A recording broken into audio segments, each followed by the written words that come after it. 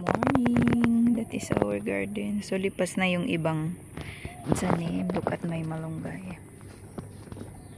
Hindi ko muna siya istorboyin. Hayaan muna natin siya lumaki. Huwag muna natin gulayin. So ayan ang ating mga talbos ng kamuti. Ayan, meron din tayong malunggay Chinese. Doon sa harapan meron din.